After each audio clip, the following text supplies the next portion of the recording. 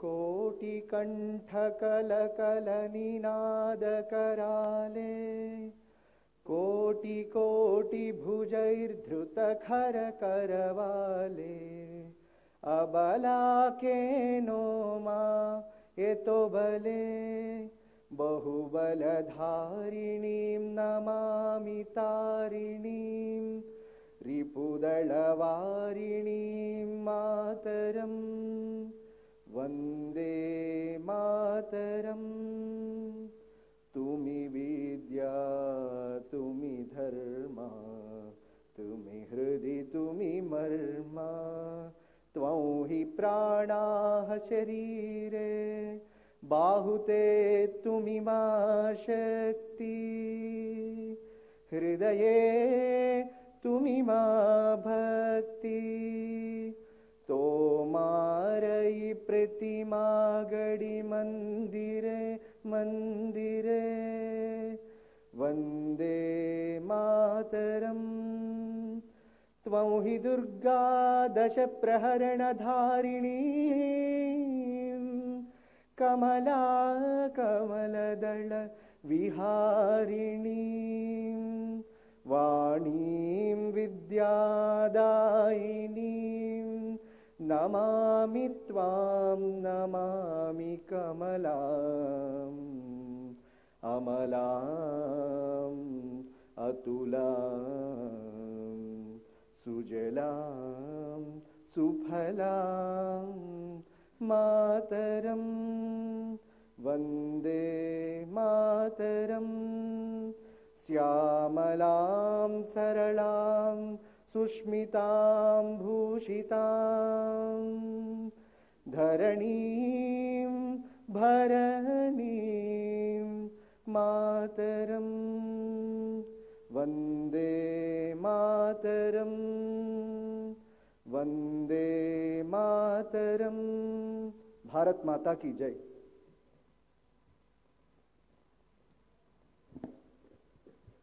Keep all the mobiles in a silent mode, please. Better switch it off if you can.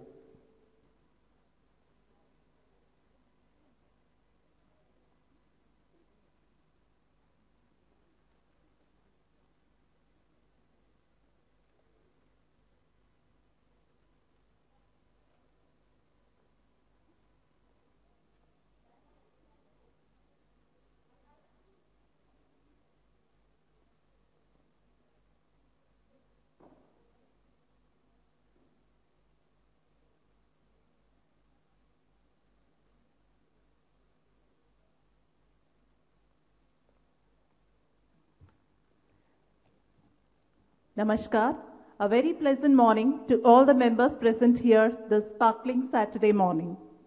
I, Madhavi, take grand privilege in welcoming you all to the third day of National Women's Summit 2018. For the last 2 days, we had been listening to many renowned and learned speakers who had thrown light on diversified arena of subjects. These talks and thought processes lay a strong foundation and a roadmap to a new paradigm needed for today's women, economic, personal, and financial growth to reach the epitome of excellence. With this blissful note, we begin this third day of enlightenment, enrichment, and enhancement. In today's precious part of National Women's Summit 2018, I call upon the first speaker of the day, Ms. Vaishali Malhotra, Joint Director, IRS Zonal Revenue Office, National Academy of Customs, Indirect Taxes and Narcotics, Zonal Training Institute, Hyderabad. I welcome you, ma'am, to start the session.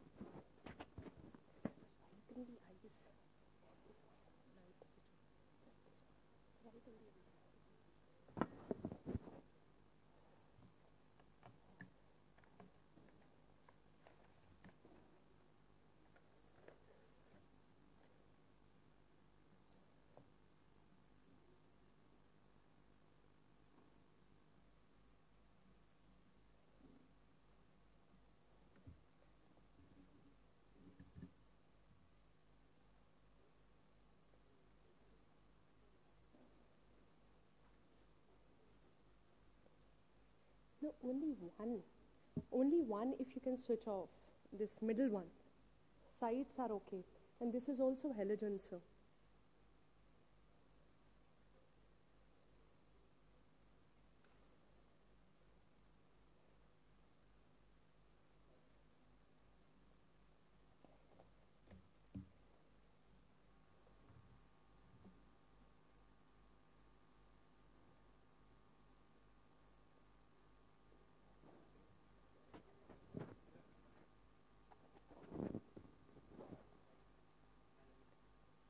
This one. Only this one.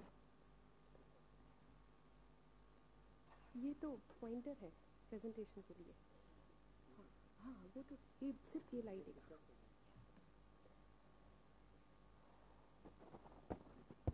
Namaskar. Very good morning to you all. I think I'll not let the light derail the session. While this is a half full hall, but when I entered and when I am standing here, I can see it is full of wisdom, full of knowledge, lot of positivity and the aspirations both of the not so young and the young women. And I'm very glad, very happy to be here. It is my privilege and pleasure to be here amongst you all wonderful women who are leaders in your own right, both within your houses and outside. And I thank the organizers, particularly Mrs. Monica Reddy, for inviting me here this morning.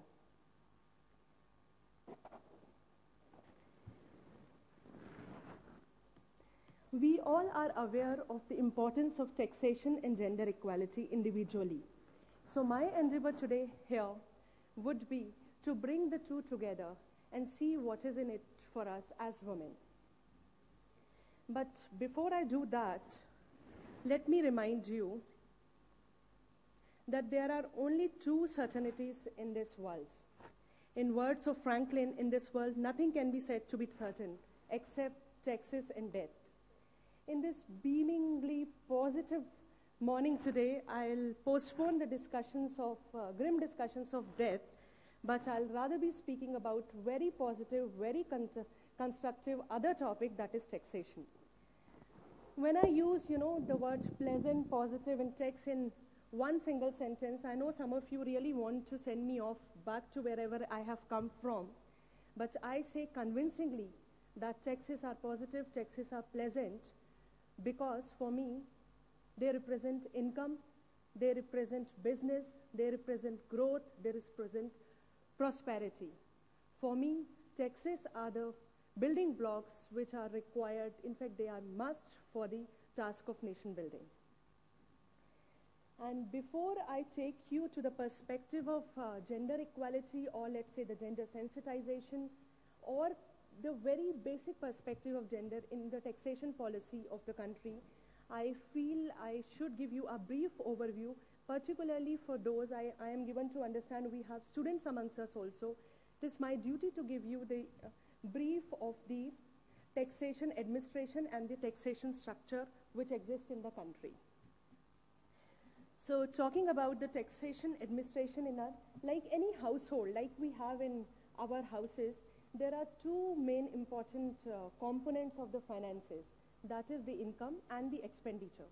So for a macro level or in a country, we call that income as the revenue, and the expenditure is expenditure. There is no change in that.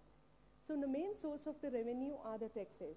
The revenue is managed on a country level by Government of India through Ministry of Finance. There is a Department of Revenue under it, which takes care of the collection of the taxes. We have in our system two kinds of taxes, direct taxes and the indirect taxes. The sources of revenue are through taxation on the income of the individuals and the businesses, as we understand by the income tax or the corporate tax. These are the direct taxes because they are paid by the person on whom they are levied. Alongside, we have indirect taxes. Indirect taxes are called so because the incidence of the tax is not on the person by which it is paid. Let's say, for example, the taxes on the goods and services. I'll take a very simple example of it. We all go to restaurants. We pay the bill. At the end of the, let's say you have used used goods and services, that is your food bill and the services of the restaurant, and the bill comes to 1,000 rupees. At the end of that, there will be a component. Earlier it was service tax and now it is GST at the rate of, let's say, for simplification of calculation, 10%. So we pay that 1,000 rupees plus 10%. That is the indirect tax. That is collected and paid by the restaurant. However, the burden of it is passed on the person using the restaurant services. So that is what. So we have as sources of revenue direct taxation and the indirect taxation. GST is biggest indirect taxation reform of the country since independence that we all have been hearing and reading about. But why it is what it is, I'll use this slide to explain you that before the advent of the GST, we had excise on the production of goods. We had service tax on the provisioning of services. We had customs on the international trade. And in addition to all this, when the goods moved from one state to another or within the state, there was a central tax on the interstate movement of goods. Within the state, there was VAT, which was on the sale of goods. In addition, there was luxury tax, octroi, entertainment tax, etc. So which made the structure very complicated. GST was first introduced as an idea in 1999 as a part of budget speech in 2006. It has been long and arduous journey since then. It has seen changes in the federal structure of the financial relationship of the center on one hand and states on the other hand. It has seen constitutional amendments, and after that long journey, the GST has come into being. And the idea is the simplification not only of the tax structure, but also of the tax rules, procedures, and regulations, along with bringing in only one unified tax across the country, which is why we are hearing and seeing the slogan of one nation, one tax, one market. This is the move towards bringing in homogeneity in all of the country with respect to the indirect taxation. And it is expected with the introduction of the GST, journal price levels will come down. It will give impetus to the business. It will give impetus to ease of doing business in the country. It is likely to give impetus to Make in India.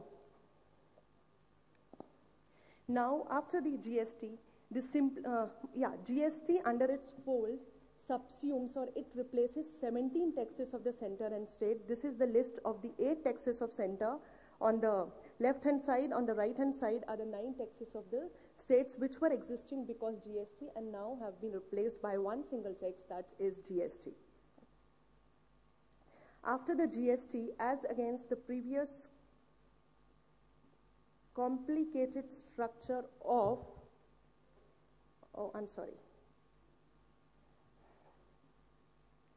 Can somebody help me with the, okay.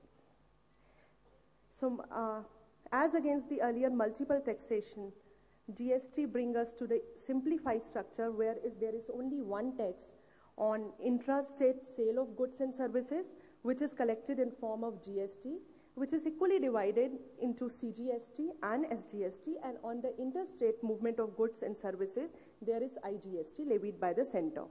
Here, for the information of the whole, I'll tell you, the foreign trade with the countries, all the other countries of the world, that is customs, through customs, is seen as the trade and the business between the two states, and it is levied and collected by the center, even after the GST. So to give you a very simplified example of how GST works, let's say I am into a business of manufacturing ladies' handbag, or maybe cars, or tractors. To do either of these things, I need certain raw materials. For leather bag, my raw materials perhaps will be raw leather. Then for the cloth lining, some adhesives, some synthetic components to tan the leather and such things.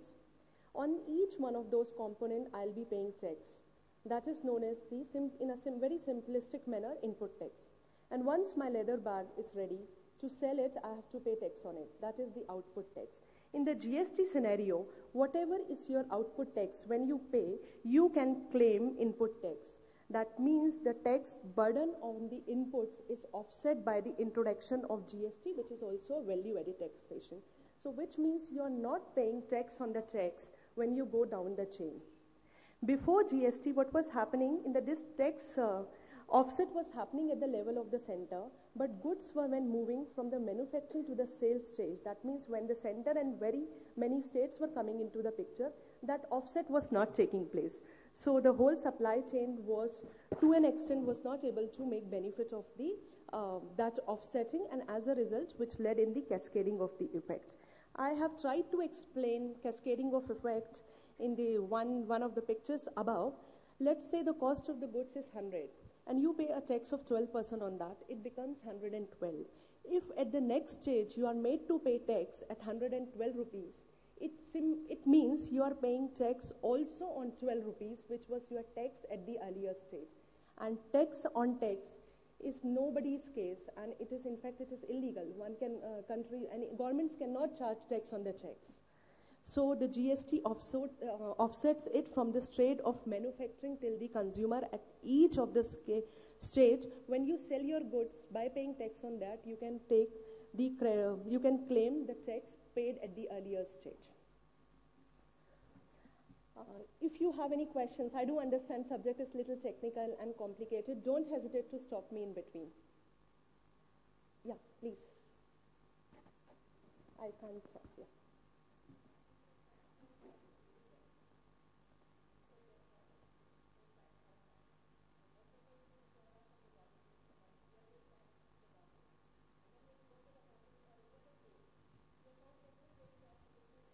Okay, so I said tax on the tax is illegal in the spirit of the Constitution and the taxation laws. However, before starting the presentation, which is why I have made distinction between the direct tax and the indirect taxes.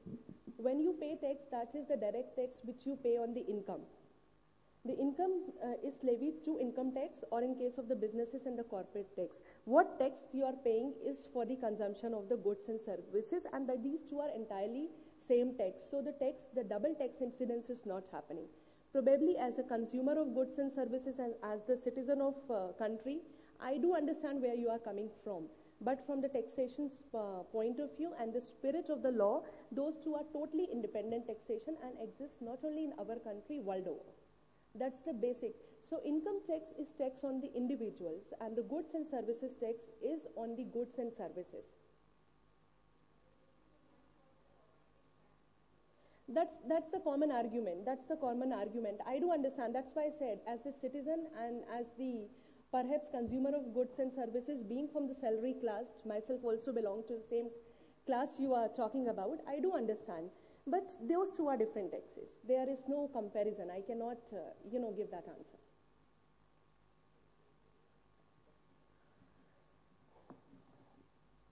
Any other question before I move forward?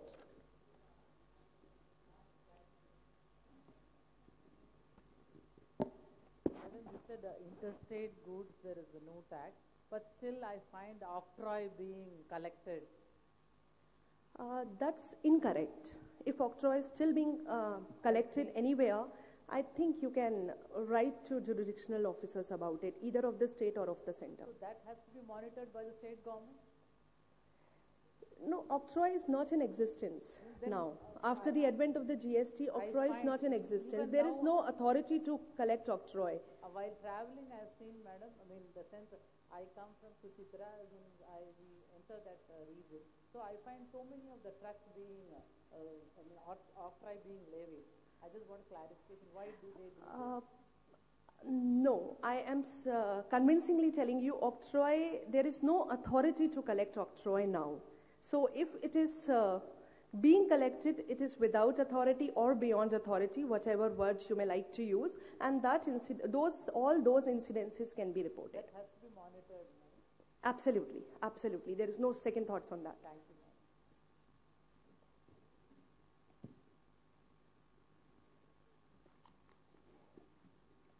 So I believe we have no other questions on GST.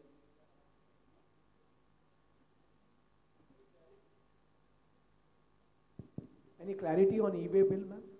E-way bill, considering the problems which we faced last 2 days, the pilot phase has been extended for few more days, and the press release has been issued yesterday in the evening in that regard. It will be wise to see that. Yeah. I think that this is not a forum, but definitely I can engage with you. But then press release by CBEC is there with respect to e-way bill. Implementation has been, the pilot phase has been increased for 10 more days, which means goods movement is not restricted with or without e-way bill. But yes, press release is quite comprehensive. So the benefits of goods and service tax are far-reaching than the implementation challenges we are facing right now. So in a very, lighter and the jovial mode, I'll say, it is like a weight loss program or the exercise regime which perhaps we all in some point at a time try to get on to. I have failed miserably many times over. So to, start it, it requires a lot of grim and determination. Once you start, there is a lot of pain in your neck, your, waist, your calves, and where not. But when you see, that needle moving, shifting in the weighing scale, that enthuses you and that motivates you to go ahead.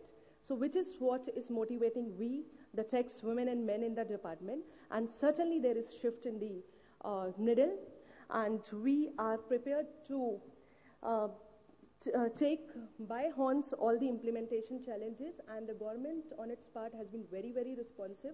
That is reflected that wherever any feedback is going, the immediate redressal on all the problems related to GST is coming. And e-way bill is just one example of it. So with that, I'll move on to the main discussion topic of this morning, that is gender and GST or taxation.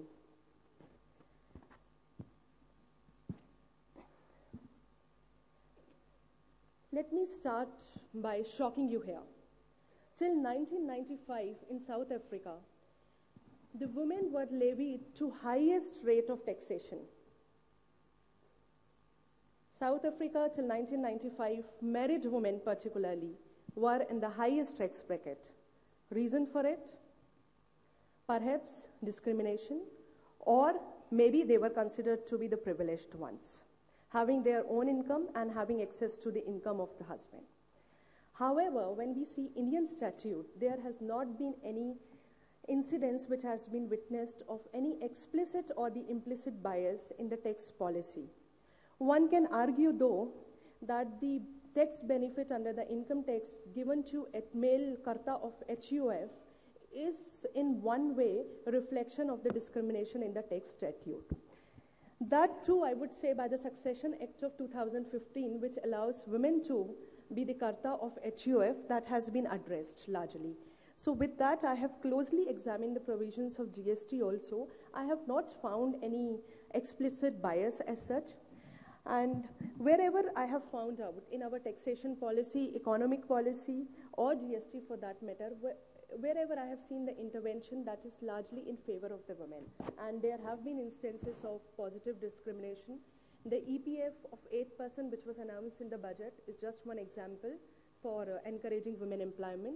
And we all know standard deduction, standard deduction for a long time has been higher for women. That is another example. Having said that, in area of indirect taxation, the very nature of the taxation, because it's a tax not on the individual but on the goods and services, any bias is very difficult to reflect. Any bias is, if it is explicit in the rules and the procedures, it will be very discerning and it will be immediately addressed. Also, indirect biases, implicit biases which comes into any taxation policy, they are very difficult to study. We study them by seeing their manifestations, how they are manifested in the tax rates, how they are reflected in the imposition on tax on certain commodities, and how they are affecting the consumption behavior. So speaking particularly of the GST, I would say that some are arguing and some can argue that there is a higher tax on the tobacco under a belief that the consumption is disproportionately higher by men. So men can say it is a discrimination against them. So gender discrimination is not only the discrimination against women, I would like to highlight here, it could be other way around also.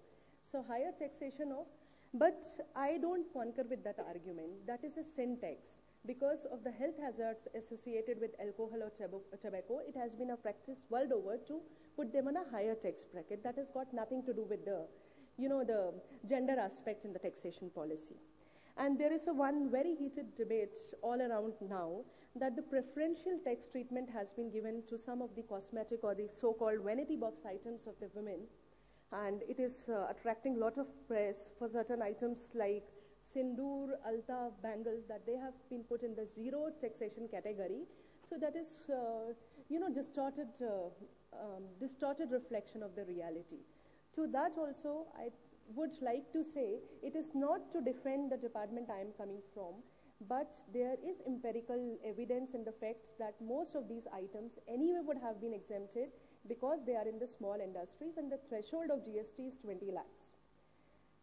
And it will be interesting to note when we are speaking of sindoor, alta and bangles, we are forgetting that there is a kajal stick also. It is leviable to tax.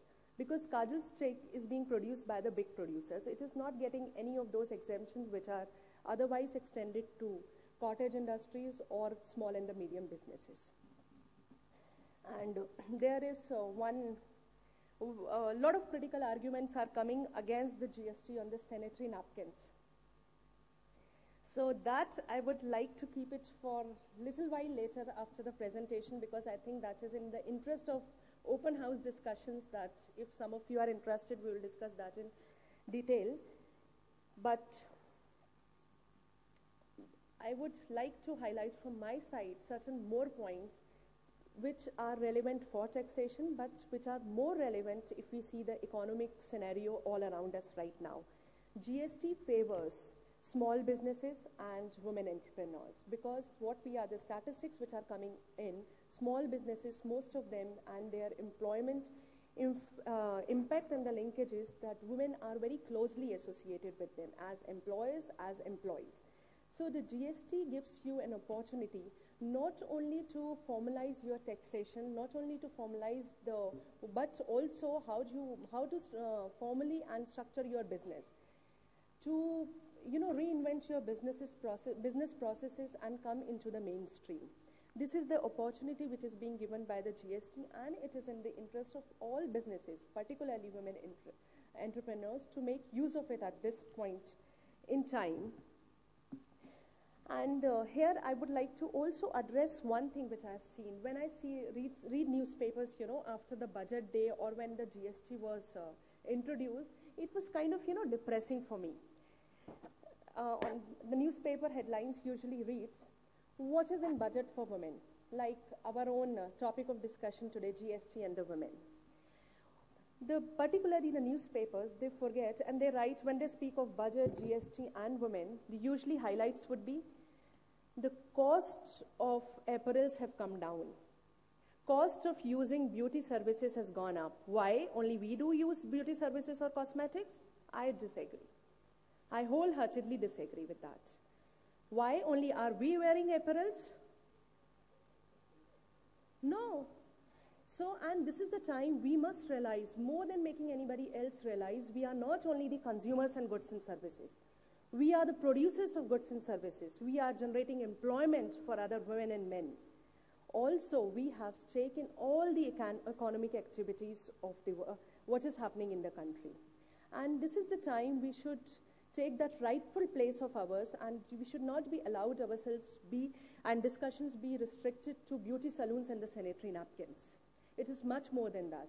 We have Chandra Kochar on one hand handling the banking industry. We have women who are spearheading the automobile industry. There are women who are in all and every field you can imagine.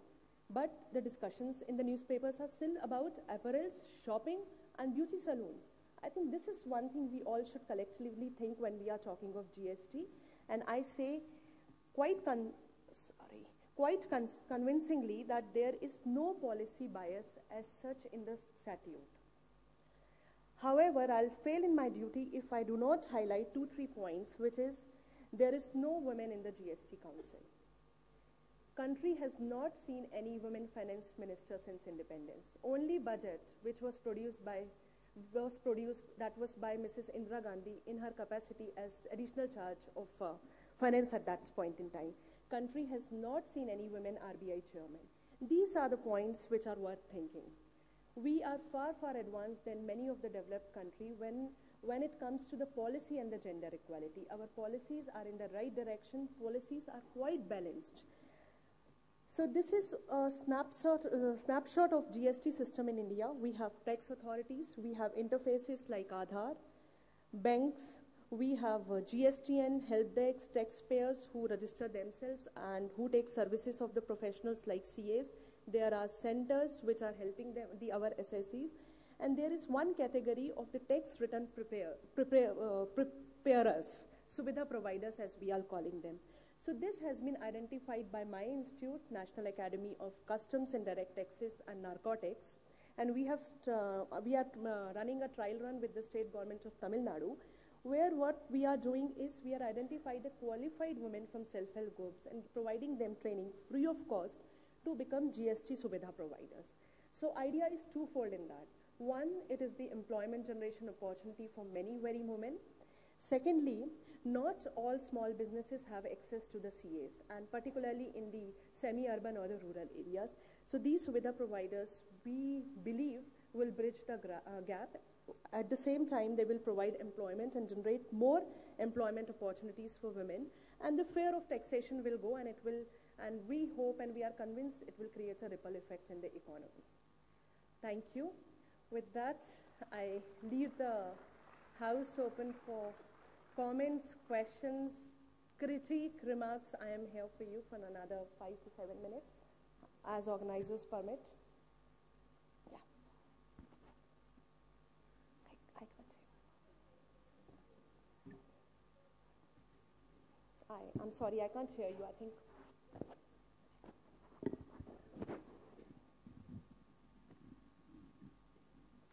Madam, actually your presentation is too good because you classify the things and three diagrams, they make an impact. I could understand better. And the other thing only, this is away from what you said, there are certain states in US where there is no tax and we used to go to those places and buy things there. Like that even we don't have in India. Is there any provision like new states like Andhra Pradesh and all? Idea of including a lot of pictures and charts was I wanted immediate understanding and the snapshot of the thing rather than getting into the technical details. So thank you for acknowledging that. About the no tax in certain states, in fact, GST has brought in to what was happening in our country. There was lopsided development happening in the name of the tax holidays. We are not yet ready, and the federal structure of US and India is completely different. In US, the states are completely independent when it comes to their revenue collection and the utilization of it. But even now, in India, the states are heavily dependent, and our constitution structure does not give that kind of autonomy to the state. So what we are seeing that in the erstwhile system, pre-GST system, some states were very happily giving the tax concessions in the VAT and tax holidays like Uttarakhand. So industry was actually shifting from one place, let's say like Andhra Pradesh or Telangana, to Uttarakhand to make use of those tax holidays. And it was noticed that not necessarily the conducive infrastructure was existing in those states. So the development was becoming lopsided. So this was the rationale of bringing in unified. In fact, this was a strong rationale for bringing in the unified structure and of tax across the country. So our situation is different than that of US.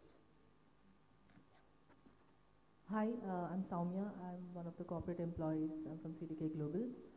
My question to you is on the qualified SAG women being trained free of cost to become GST Suvidha providers. You did mention that they will help small-scale industries. So my question is towards providing the same kind of help to NGOs. I had the CSR for my organization, and when an NGO wants to register or we want to register them as a vendor to take services from them, the first thing anybody will ask in the finance department is GST number, because we have a set of due diligence documents that we finish.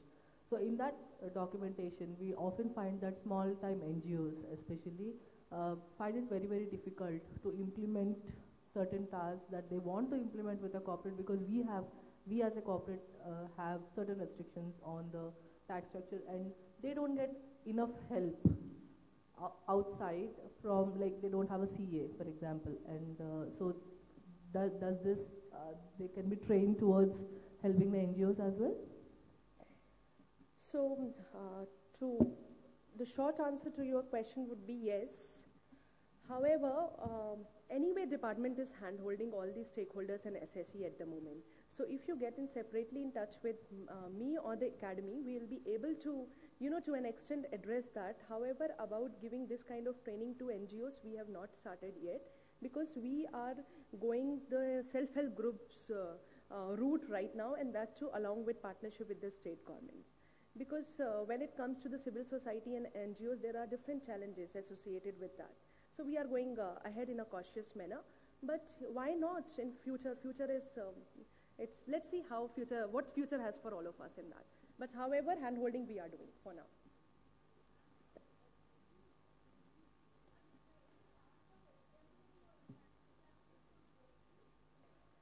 Interesting question. I was waiting for this question, So, there is no economic rationale for exempting sanitary napkins from the GST. The moment tax becomes zero on the sanitary napkins, the prices will go up. Why? For that, I would like to take you 2 slides back.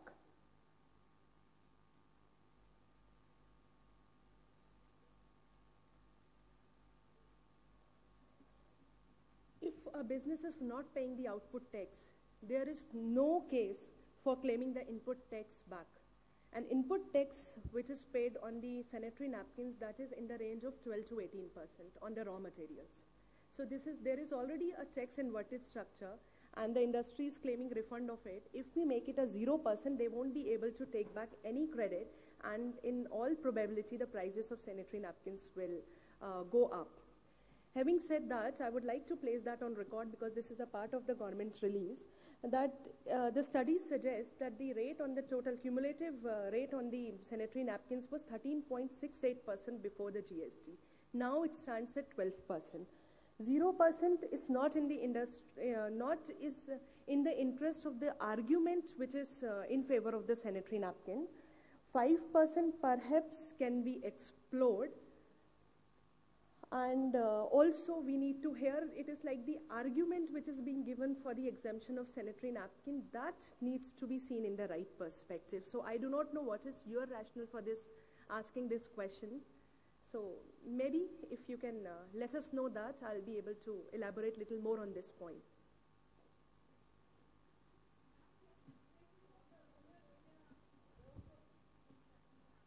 Yeah. Government is distributing free of cost. Under the national plan, government is distributing free of cost. So here, I think in case of the menstruational hygiene products, the more than the cost, it is about the accessibility, which we have not been able to address to a large extent. I think the cost is probably second factor. Government is under the national scheme, it is through ASHA workers, they are distributing. Correct me if I am wrong.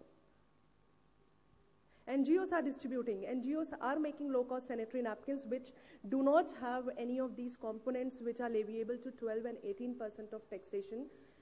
And in fact, surprisingly, last 2 days I have only been looking for any one press release by the manufacturer of the sanitary napkins who are paying 12% of the duty. Whole of the world is crying hoarse that we should remove this duty, but I have not seen any of the press release by Procter & Gamble and Johnson & Johnson, Whisper and Stay Free respectively. They have 55 to 65% of market share. So, so it is little more than that. It is little more than that. And I have the copy of the press release of the government with respect to sanitary napkin. If any one of you is little more interested in the topic, we can have conversation on the site.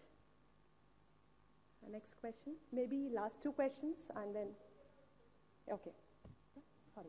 Then I think somebody, last question? Yeah. Why do we have tax on handloom and handicraft? This is not a session on GST, but we have very, very concessional rate of tax of 5%. Because those are the people, what India exports the most, and Farmers get an exemption, but where those people does not get exemption. You know, not very long back, I was in a textile meeting of the textile producers, organizers, and all that. And I was asked the same questions in much more aggressive way. See, to my response of that, the small players, there is already an exemption. There is no justification why we keep on exempting the big players or the corporate ink. The export contribution is there, but then parallelly incomes are also there from the forex. But anyway, the textile is at a concessional rate of duty. It is not at the highest bracket. That is 5%. So thank you all of you. It's been wonderful for me also. Thank you.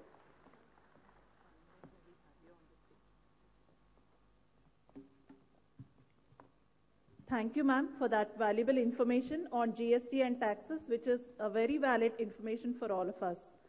And I now invite Ms. Kusum Nautiyal, member of Pragna Pravah Uttarakhand, member of National Commission for Women, to kindly felicitate our speaker, Ms. Vaishali Malhotra.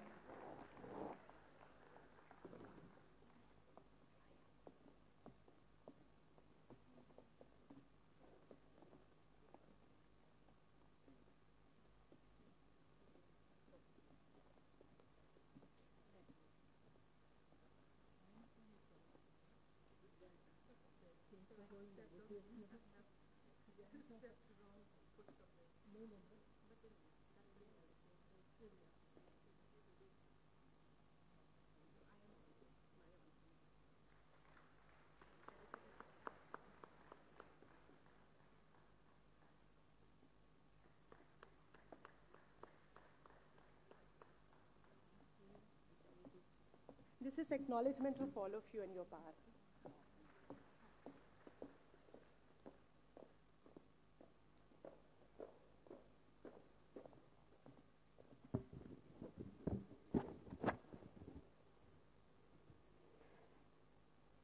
Next, we have Dr. Ananda Shankar Jayant, who is a Padma Shri awardee, and a little bit about this amazing woman. Ananda Shankar Jayant is an Indian classical dancer, choreographer, scholar, and bureaucrat, known for her proficiency in the classical dance form of Bharatanatyam and Kuchipudi. She is the first woman officer in the Indian Railway Traffic Service, and her 2009 TED Talk is ranked among the top 12 incredible TED Talks on cancer. She is a recipient of Sangeet Natak Academy Award, Kalaimamani Award of the Government of Tamil Nadu, and Kalaratna Award of the Government of Andhra Pradesh. The Government of India awarded her the 4th highest civilian honor of Padma Shri in 2007 for her contribution to arts. With precision and sparkling grace, Ananda Shankar Jayant performs and teaches the classical dance styles of Bharatanatyam and Kuchipudi. As a choreographer and performer, she uses dance to talk about gender issues, mythology, and philosophy, setting these carefully handed down forms of dance onto modern stage. She leads the Shankrananda Kalakshetra School in Hyderabad and Secunderabad and is a scholar of dance and art, lecturing frequently on both international and throughout India. I won't take much of the time. Over to you, ma'am. She took my talk away. Morning, ladies and a few gentlemen. Thank you, Vaishali, for bringing out GST and all its ramifications and all the questions that we couldn't take because we were all waiting in queue to follow you. And today, with the budget behind us, with all the questions that are there, I think that was a topical opening for the day. I'll take you back to yesterday. Yesterday, a dear friend of mine, Karuna, we both went on a GSC exchange program many years ago, and we were the giggling couple. We giggled all along. And she said, left you all with something very interesting, a very different, very powerful idea. And that idea was that of the Ardhanarishwara. So I'll take off from there and I take you to the poem of Adi Shankaracharya by the poem on the Ardhanarishwara by Adi Shankaracharya. Champeya Gauradra Sharirakaya, Karpura Gauradra Sharirakaya, Dhammillakayaicha Jathadaraya, Namah Shivayaicha Namah Shivaya. Champeya. Her body is like the champa flower. Karpura Gauradra. His body is like Karpura. Dhammillakaya, with a nice koppu, is her hairstyle. Jatadaraya is his hairstyle. Namah Shivaya icha Namah Shivaya. And it goes on. Janat Kwanata Kankana Nupuraya. The Nupura and the Kankana making those jhana and kwana sounds. Padabja Rajat Fani Nupuraya. And for him, it's the fani, the snake, which adorns his feet. Hemangadaya icha Bhujagangadaya. She whose body is like the hema. It's soft, beautiful, graceful. And he, of course, is adorned with the snakes. Namah Shivaya icha Namah Shivaya. So with that, with my mudras, I think by now you know I'm a dancer. So let me take you to my story. My introduction to dance happened when I was 4 at the son of Shiva and Parvati's temple. It happened at the temple of Subramanya Swami in Sikandrabad. So as all moms are wont to do, my mother dragged this probably recalcitrant 4-year-old into this temple. And there was a senior lady who looked at my mother and said, "Oh, your daughter has big, big eyes. Better you teach her how to dance." And my mom said, "Oops, I'm from Chennai, and I don't know anyone here." So this lady said, "Never mind, I'll teach her how to dance." So today, I look back and I said, that is fantastic sales pitch. What a fantastic marketing technique. You hang out at temples and find smart, big-eyed, fat, maybe, young kids and get them to your dance class. Luckily, today we don't need to hang out at temples. We do have some rather long waiting lists. But my introduction to classical dance happened at that very powerful space of a temple, and that's how I was introduced to this extraordinary world of classical dance. I started with this lady called Sharada Keshavrao in Maridpalli, Sikandrabad. Soon, as is usual with young children in the arts, a few medals, some prizes, and then I got a scholarship and a phone call from Chennai, from none other than Rukmini Devi Arundale, who runs Kalakshetra, who used to run Kalakshetra. She's passed on. And I was invited to join Kalakshetra at the age of 11 on a scholarship from Eton to study Bharatanatyam in Chennai. So here I was on one summer holiday, accepting this when I went to Chennai to meet her. So I come back and I tell my father, "Now I want to dance." And he said, "So what happened to your plans of being a doctor? You were supposed to be in the ISC of the St. Anne's and topping the class. So whatever happened to that?" I said, "I don't know. I want to dance." So then he wrung his hands in absolute despair and he said, "Will you at least get through your matriculation, at least your 10th class?" I said, "I promise you." So at the age of 11, I exchanged pinafores and black shoes and black ribbons and no bindi and "Our Father, Thou art in heaven" to langa oni, lot of oil in the hair, big bindi, one plait, saying akka from sister, to the Gayatri mantra. Huge sea change as I joined Kalakshetra at the age of 11 to study dance full-time. Dance engaged me for 6 years there when I went on to do a diploma and a PG diploma in dance. But there was really not much opportunity to keep up the promise I had made to my father that I would finish my education. Obviously, at 11, I was definitely not anywhere near doing my matriculation. But then, I had made a promise. So I decided to take on the education system, and I told myself I refuse to be a school dropout. But this young ego of mine rescued me. I said, I don't want to be called a school dropout. So when the all my colleagues were mostly 6th or 7th dropout, I decided to go on and write my Madras matriculation exam privately, pre-university privately, commerce, BCom privately, etc. Because I promised my father that I will be a graduate, if nothing else. And finally, I think I made him a little happy. After coming back from Kalakshetra, somewhere in the 6 years, I found dance consuming me and subsuming me. And I thought to myself, maybe I should make dance my career, my life, which it was. But dreams can be rather rose-tinted, aren't they? The outflow of dance is far higher than the inflow, mark my words.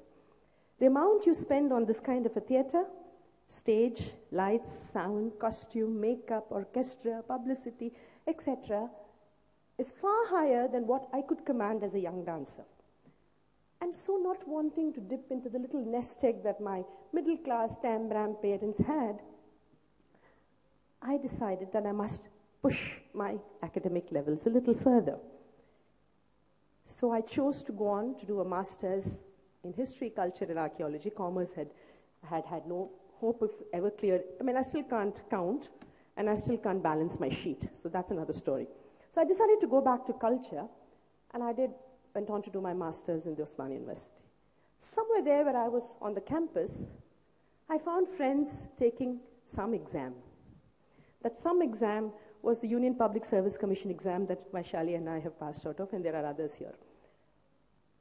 And I did not know what it was. So someone was saying, yes, if you write this exam, collector ban jaoge. I said, kyun banna hai bhai ticket collector on a train? But then I took the exams for a lark, thinking that it would open a window for me. And it did. But then, while I was studying, I ran into a very angry and irate mother. She would actually stand on my desk, near my desk, and tell me, don't study. Have you ever had a mom tell you, don't study? My mom did it. The reason was, she said, don't take these exams.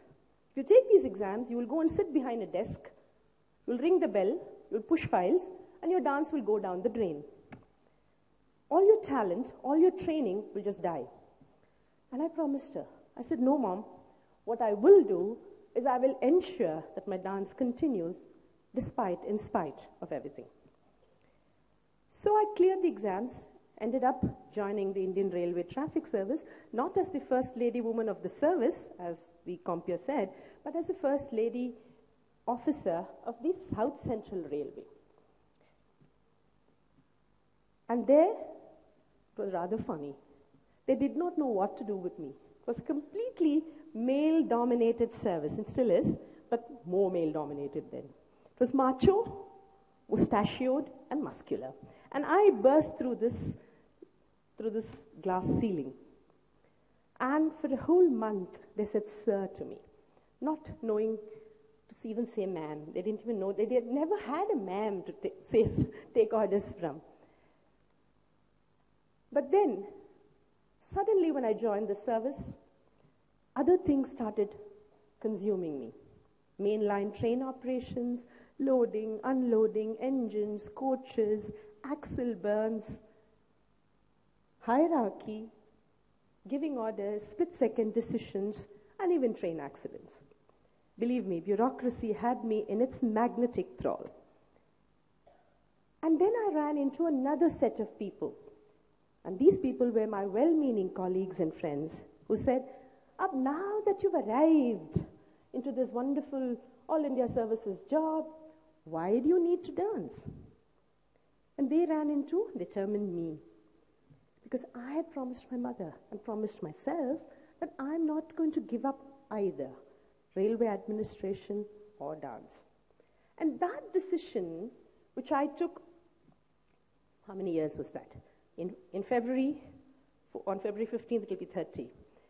30 years ago, that decision continued. I still work with Indian Railways, and I still dance, and I engage with dance in its entirety, 360 degrees. What I think I had done is, I think I had released my passion, dance, from the overwhelming burden of making it a single career choice. I think in retrospect what I might have done is I brought the systems and organizational capacities and training that we as bureaucrats receive to the rather confused, chaotic world of art. And from here, I took back egalitarianism, beauty, harmony to my rather drab and dull government desk. And this balancing, which I did, which I continue to do, is, I think, the essence of life for all of us. What I had done is, I had decided that my passion will be who I am. I don't know if any of you have heard of this person called Dennis Waitley. He said, chase your passion, not your pension. But I beg to differ, my young friends, who are all on the cusp of your careers. I beg to differ. I tell you and request you and exhort you, chase your pension, yes, but don't you dare give up your passion. That is who you are. Very few of us are lucky to have a passion that's both a calling and a career. Unless you're Federer or Serena Williams, where you can have a passion like that, which can be your calling, and you get that kind of a paycheck. Not many of us have those kind of passions. Most of us probably are very bad bathroom singers. That could be our passion. And that is not going to give you a paycheck. But the trick is to maintain that interest, that nurturing, that nourishing of your innate talent, which defines who you are, which makes you the unique person, that you are the only unique person on this planet with that talent. The way forward for most of us is to tread both. Invariably, when you get into these mind-blowing jobs and careers, the first thing we sacrifice at that altar is our uniqueness. In our attempt to align and conform to the norm, we give up our individuality. We give up who we are. We give up the fact of our complete uniqueness. To me, the binaries of chase your passion versus be responsible are non-existent. They are but constructs of our own mind. There's nothing like that. You can do everything because it's just one life you have. And the trick, again, is to balance, like we dancers do on stage. Because a passion gives you extraordinary momentum for daily life. It creates and pushes you into that arena of learning, of growth, of vision, of being someone different. It gives you the momentum. It's a big more. It gives you the momentum of your life because it causes you and gives you the springboard to jump off and to take flight, and gives you that leap of faith to do different things differently. It is up to us, each and every one of us, to nurture that uniqueness into who we are. Because this passion invigorates you, energizes you, gives you the kind of spine strength, I would say, core strength. Invariably, in academics, in institutions, we're all trained to be core competent. We're all wonderful engineers, wonderful doctors, wonderful whatever, teachers. And that's core competency. But your passion makes you strong. It gives you core strength. And it is this core strength of who you are that will pull you back from setbacks. It will give you the comeback from setbacks. It will help you be fearless. It will help you ride challenges, as it did with me. In July of 2008, I was diagnosed with carcinoma of the breast. On the 1st of July 2008, coming back from a foreign tour to US, I found my husband in Mumbai, as though I couldn't get back home from Mumbai, and I thought it was rather romantic. After 17 years of marriage, if your husband receives you in Mumbai, when you live in Hyderabad, it is pretty romantic. And then he broke the news, saying that we need to go to the doctor. And anyway, to cut a long story short, that evening I heard the word carcinoma. I mean, you hear it, but hearing it at that closeness. I also heard the words cancer, stage and grade. Till then, cancer was Padmavati's, my friend Padma's zodiac sign. Stage was what I danced on. And grade was what I tried to get in school, maybe. But that day, it took a different meaning. It took a different understanding. As a dancer, I know the Navarasas. Shringara Hasya Karuna Raudra Veera Bhayanaka Bhibatsa Adbhuta Shanta. But that day, I learned what Bhayanaka was, fear. So shedding copious tears, I came home and I asked my husband, is this the end of the road? Is this it? Not so much as in fear of life, that I still don't do, but in terms of, is this the end of my dance? Because that is really who I am.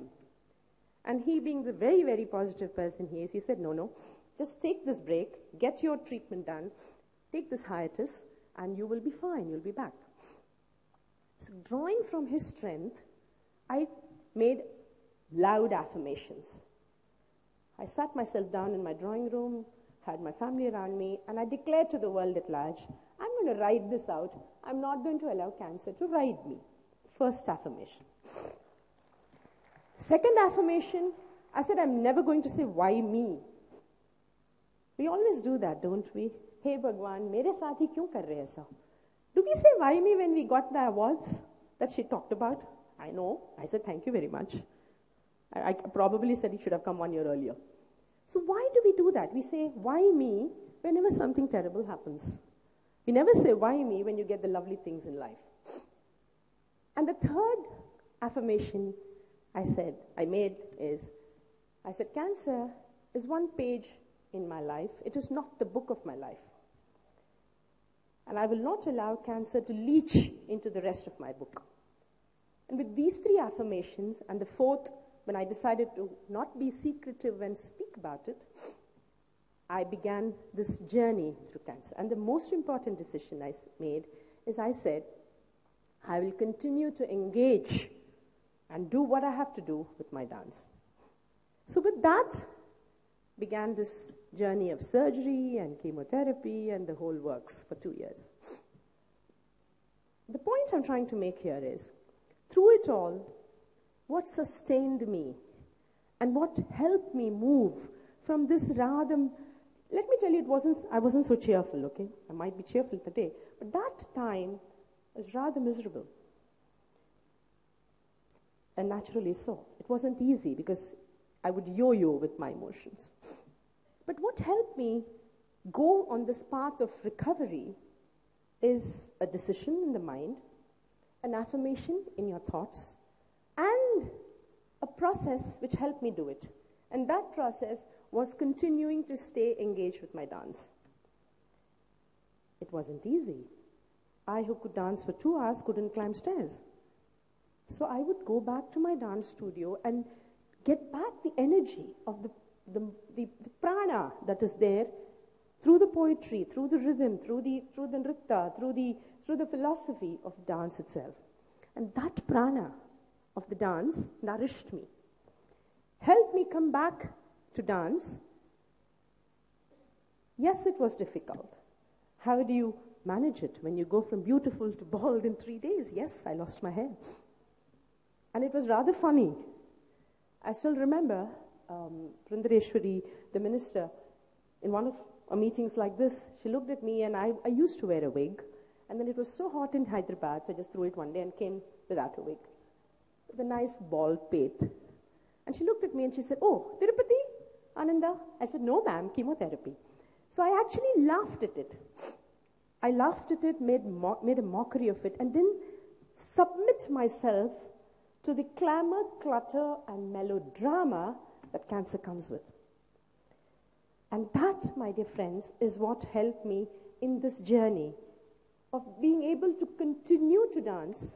I danced within weeks of surgery. I danced through chemotherapy. I went on foreign tours during the whole period. It's not because I'm someone different. I'm just like anyone else. It's not because I have any different DNA. We're all similar people.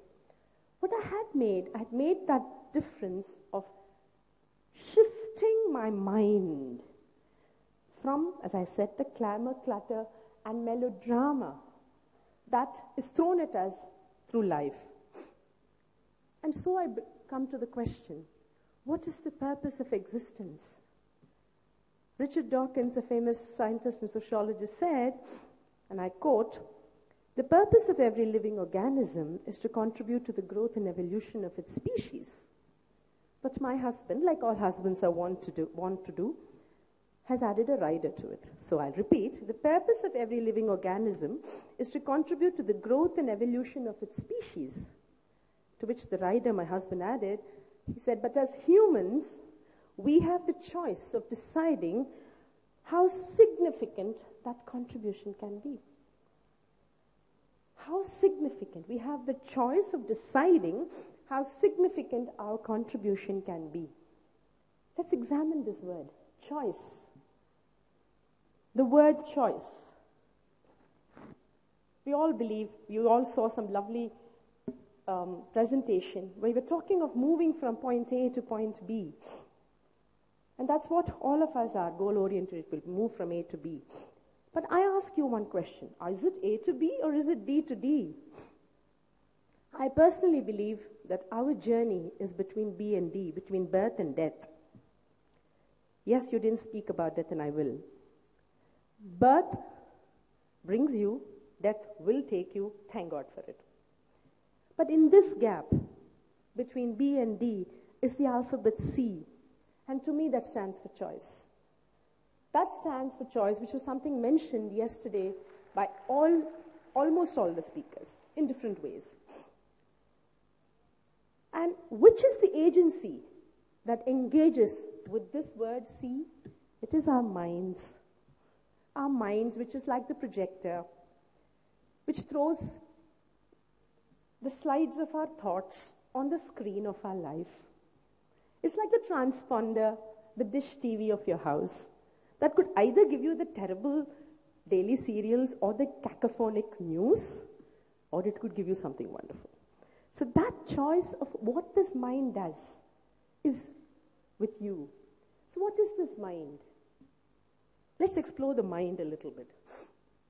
The mind, is it a door key or is it the door?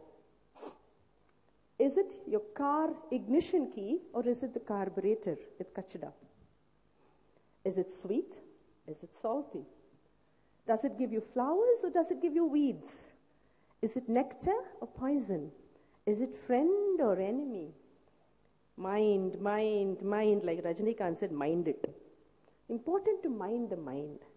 Sometimes, if you just keep quiet for a few seconds and look at your thoughts, and I'm saying it carefully, look at your thoughts, listen to your thoughts, it's like a madhouse there. It's like crazy. It's time to figure out and understand and take control of this non-stop chatter, incessant chatter of the mind.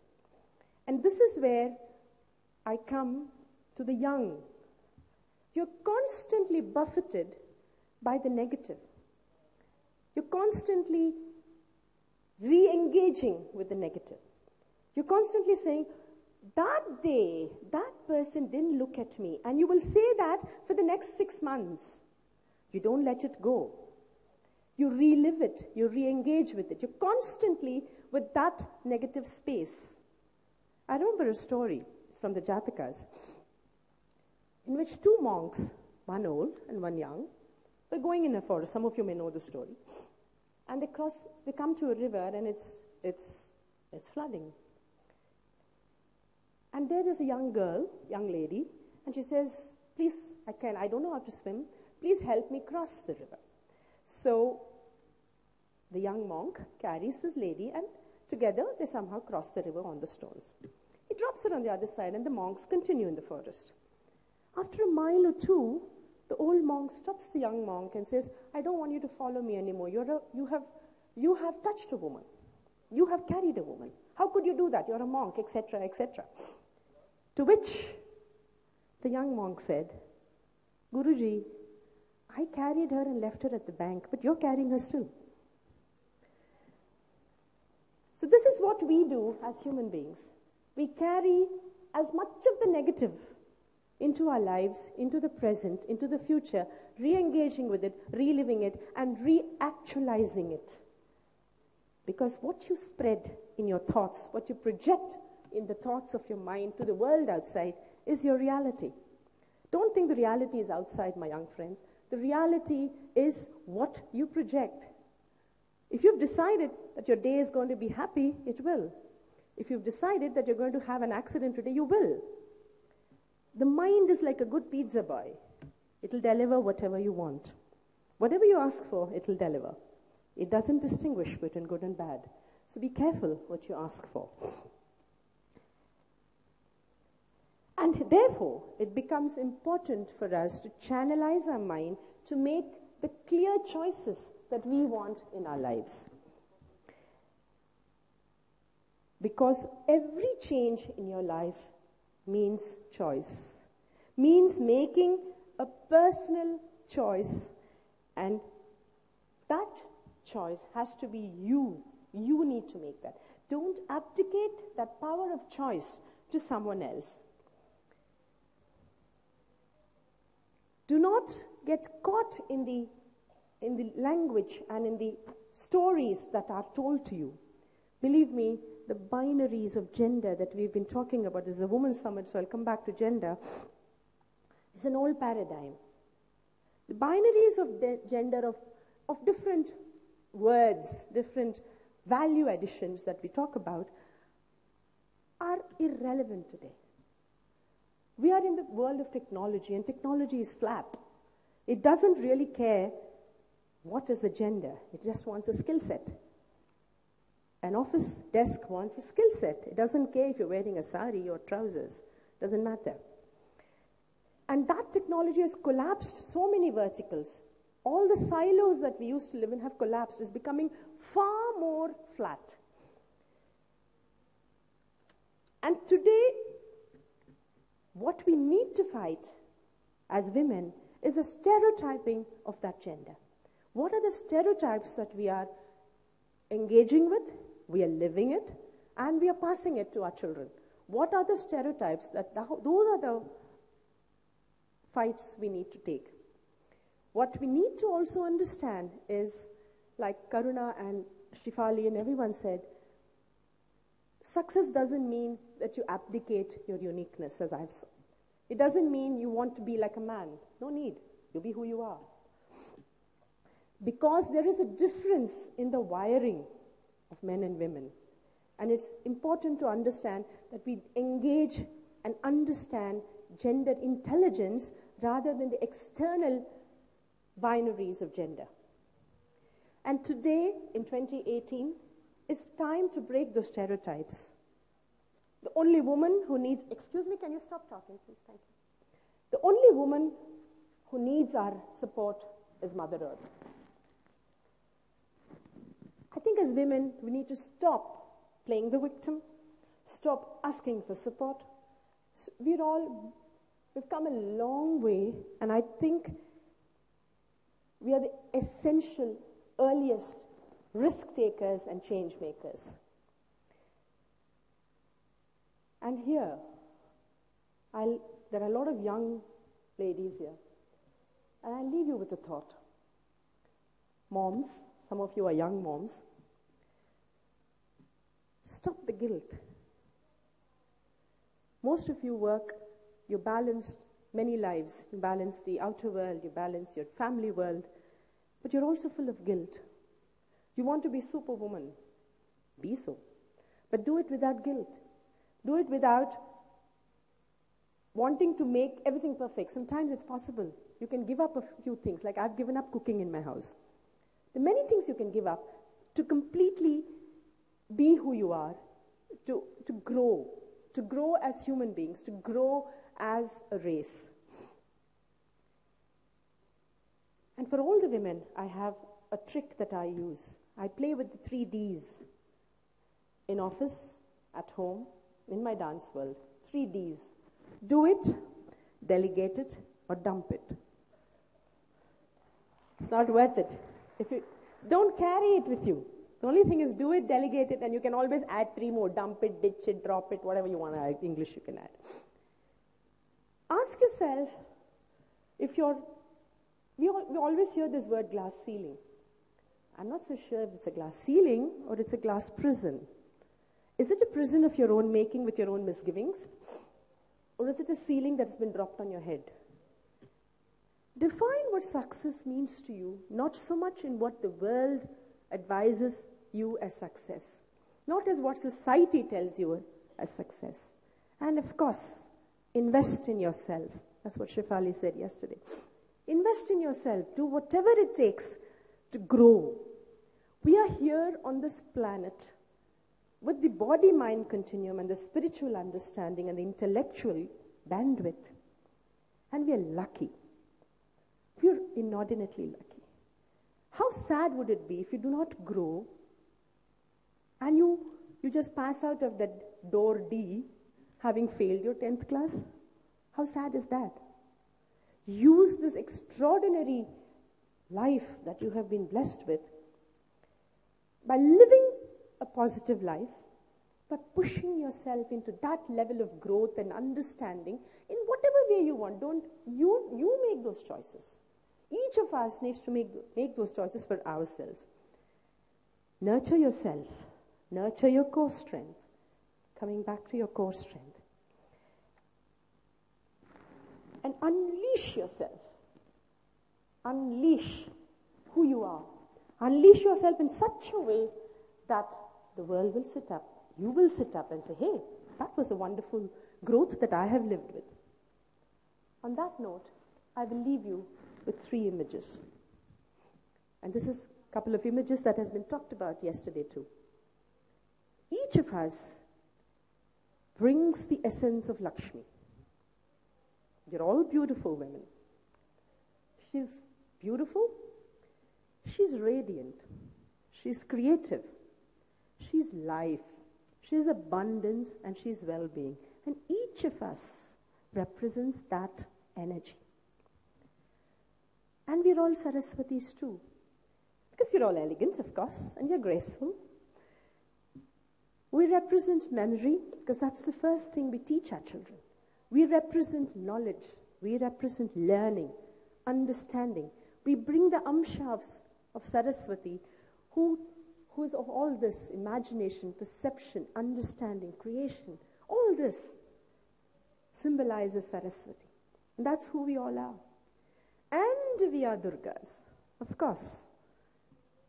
Fearless, fearful, fierce, ferocious, and furious.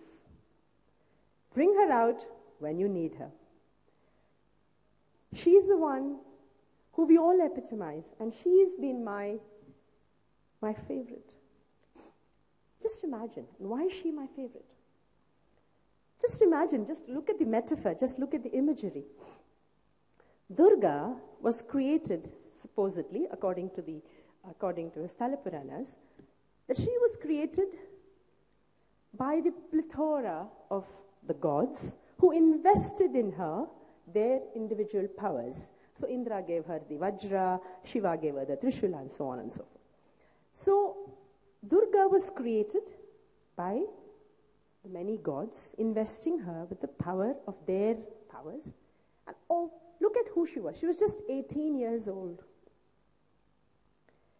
And she rode out into the battlefield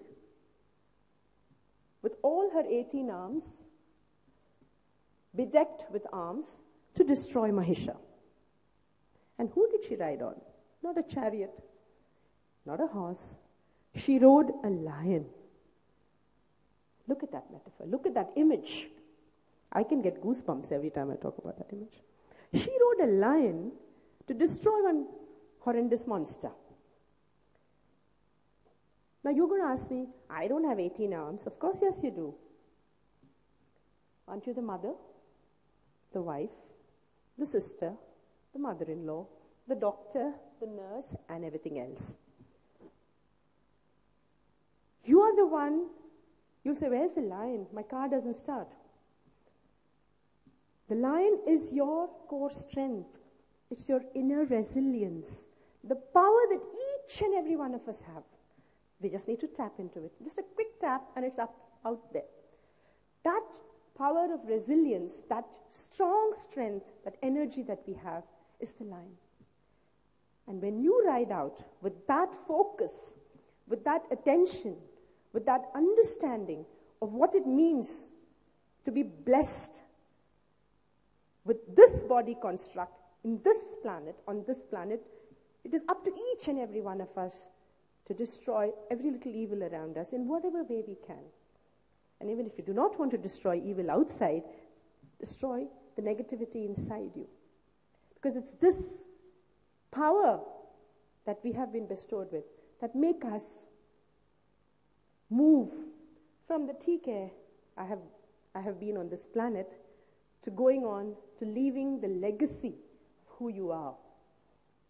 That is life's greatest yearning, don't you think? It is to leave a legacy. And that legacy will come from our commitment to the truth, to honesty, commitment to the positive energies of this planet. There are many negative energies. You don't need to engage with it. Engage with the positive. Engage with it. Think about it. Do not allow the negative to surround you. Yes, it will. Push it out. And see yourself change. See your thoughts change. And see when you throw those thoughts out, see the life around you change. This is a beautiful planet, extraordinary country, and we're all blessed.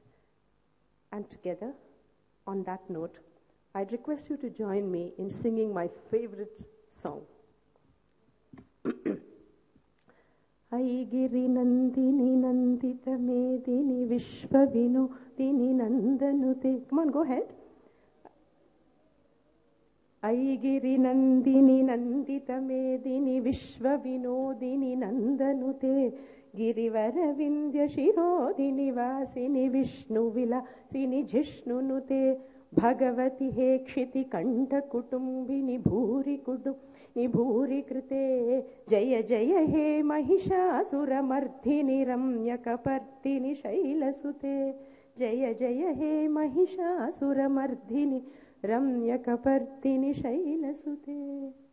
It's not for nothing that the mother, the image of Mother India is riding a lion. Let us all become an amsha of that Durga. Thank you very much. And do I take questions? Okay. 2 questions, 2 or 3, very short, please. Thank you. So that I don't delay Dr. Pandey. Any questions?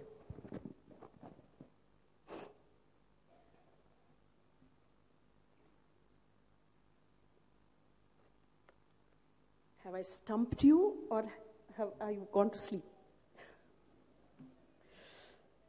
One question, you can come up and you can come up.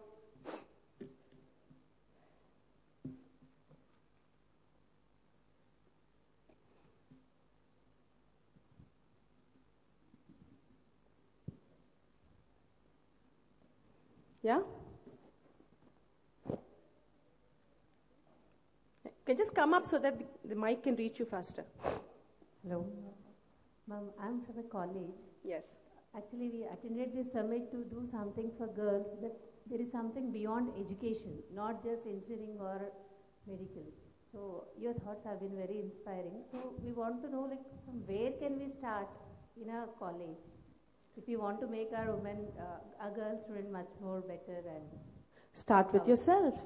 It always begins with you. thank you. How much, don't wait for someone else to lead. You lead.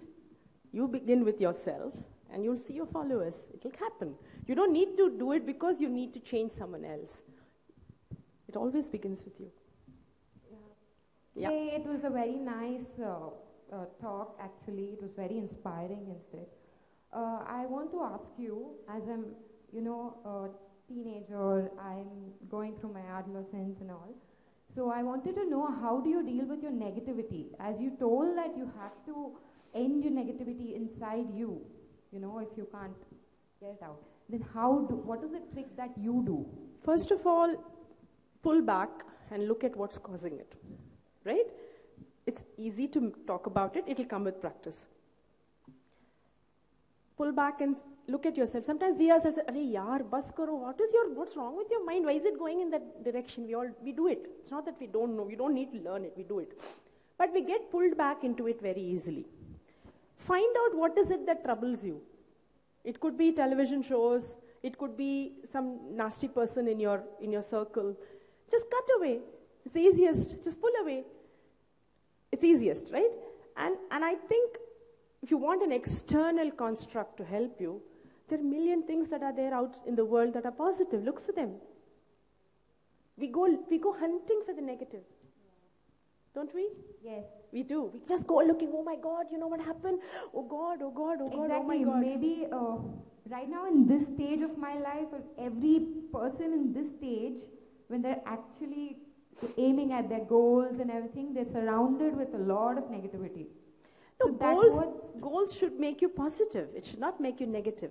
The problem is we submit to another opinion, to another understanding, to another paradigm of who you should be and how you should be. Yeah.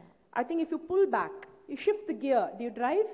So if you shift the gear from your second to third, there's a difference. Yeah. So you need to do that with your mind. You need to take control of your mind. The mind is you. Yeah. Invariably, we rent it to the world. Yeah. Free mein bhi de dete hai kisi ko. So you have to pull it back and say, hello, this is mine, and I will take this decision and I will go with it. If there is a negative thing, pull back, cut it, move on. Cut the dross in your life. It's as simple as that. It's not, there are times when it will pull you. Social media can do it to you. Friends can do it to you. There are times when something really horrible happens in the world and you're distraught. You can't imagine that you're living in this horrible world. Yes. Yes, it happens, like the little child that has happened here. It is bothering all of us.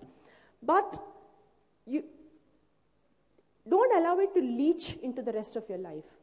Pull back. Focus on the positive. Get into that power of getting energy from the positive. It could come with prayer, it could come with reading, it could come with music, it could come with friends, it could come with family, it could come with meditation. I don't know. Each one has to find their own path. Or it could come with all. Right? Yeah. Thanks. Thank you. Thank you. Yeah? Last question. I think I'll just take one more and we'll close it. Sorry. Sorry. Yeah, one question from the young. Yeah.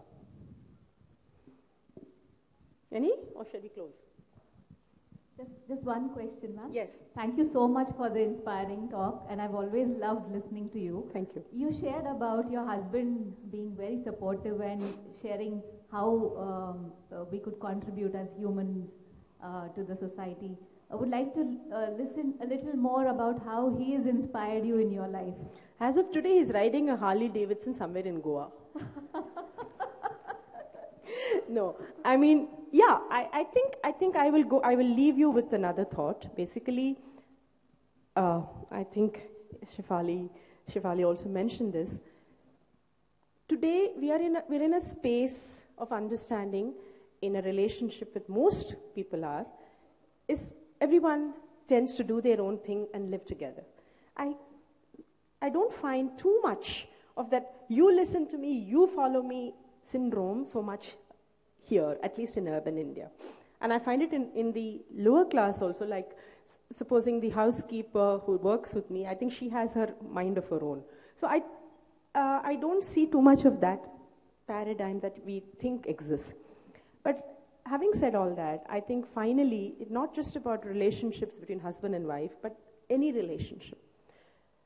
I think we need to give spaces.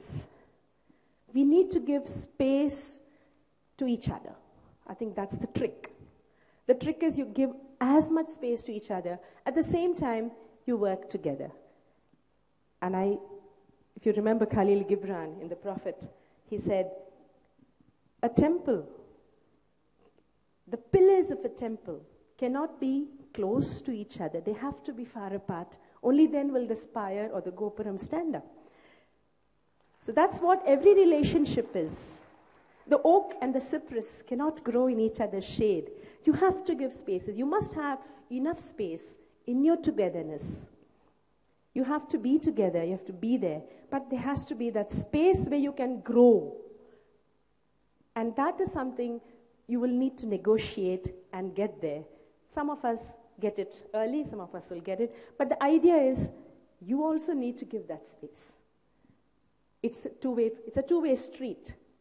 And that is not just husband and wife. It could be mom and daughter, mother-in-law, daughter-in-law, brother, sister. It could be anything. Friends, even friends for that matter. Yeah, have I answered your question? Thank you so much. Thank you very much. Thank you, Monica, and the team, Pragna Bharati, for inviting me, and for all of you. Thank you very much, and have a lovely continuation of the conference.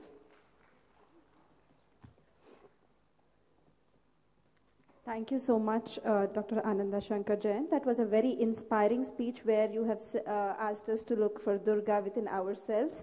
And a big round of applause for Dr. Ananda Shankar Jain. Now I request Dr. L. Rajbhaskar Reddy, President, Pragna Bharati, Telangana, to please come on the stage to felicitate Dr. Ananda Shankar Jain. And Monica Reddy, please, I request you to do that too. Don't mind my asides every now and then. I am such a big fan of Dr. Shankar. You have only heard her talk about Durga, you've only heard her sing the Mahishasura Mardini. If you ever get a chance, and you're all believing everything I'm saying when I told you listen to Chitraji, I told you watch Kotipua. Now the next thing I'm giving you the cue is don't ever miss a chance to watch Dr. Shankar perform the Mahishasura Mardini. Is that what you call that item? Simhanandini. Now that's like out of the world.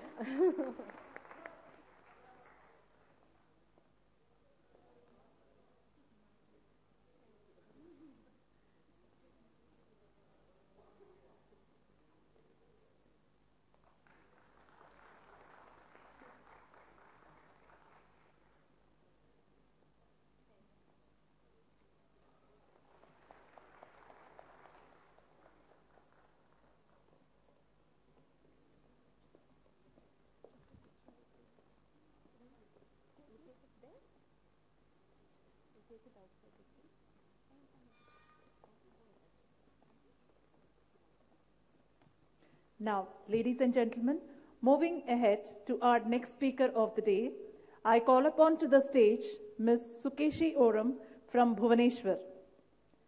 She is the ex-chairperson for TRIFID. She is a former member of National Commission for Women, New Delhi. I invite you, ma'am. As Sukeshi ji comes up, another aside from me. See, we have so many wonderful women that we're getting here for all of you. In all of this, I have forgotten my tea, coffee, and my lunch. But in case you haven't, then there is tea outside. and just after Sukeshi ji's address to us, we will break for a short while.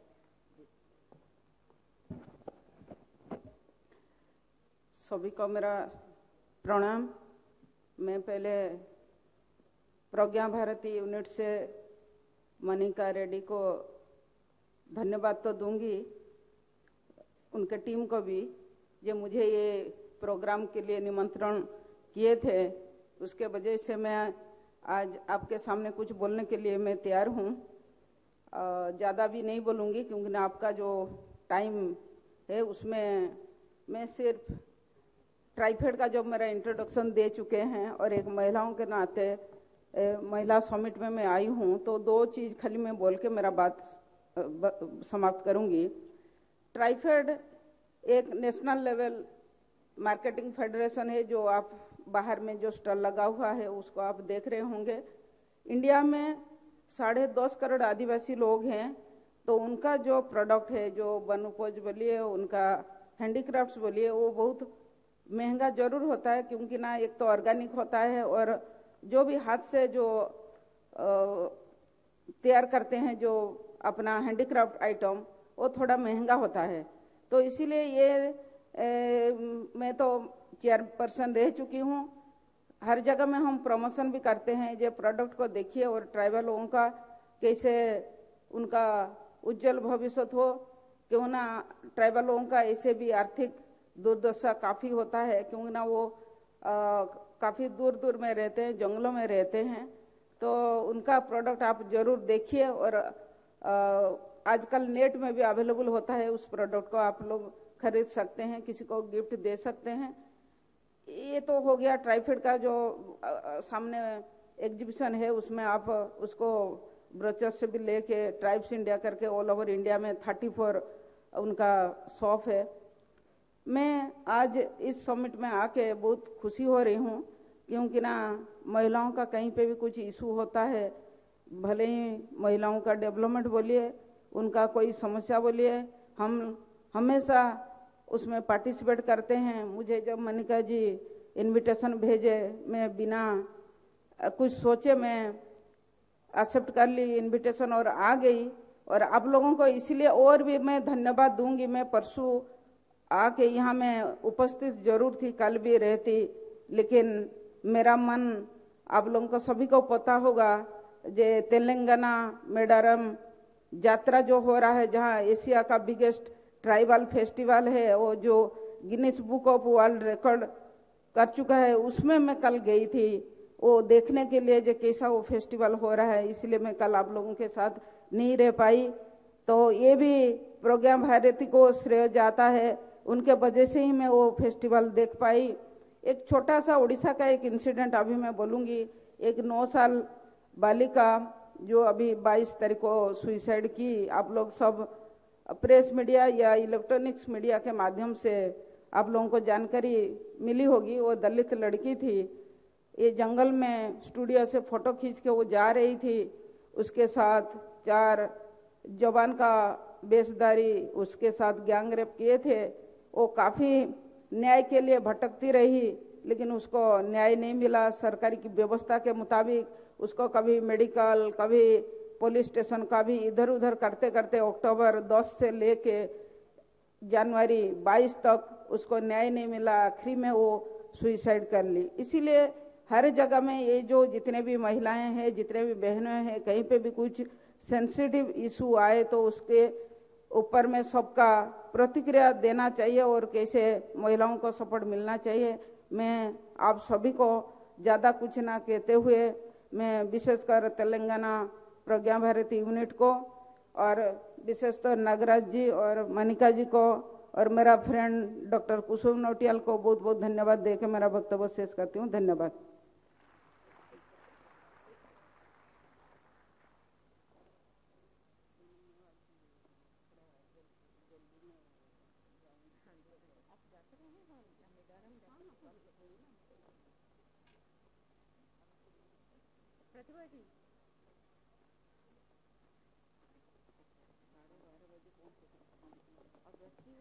I request Ms. Pratibha ji to please come on the stage to felicitate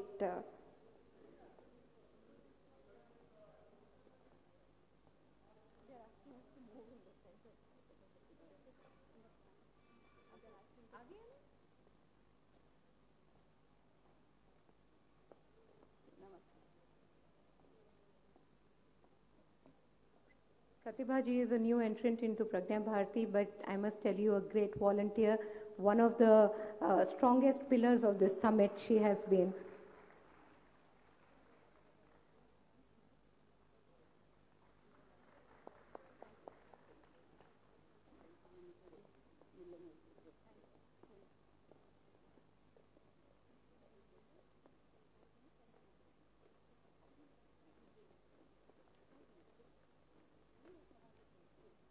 Now, ladies and gentlemen, we break for tea for 5 minutes and come back, for a sensational performance. This is the Gottipur that I have been promising, so don't leave your seats. Quickly have your tea and come back, please.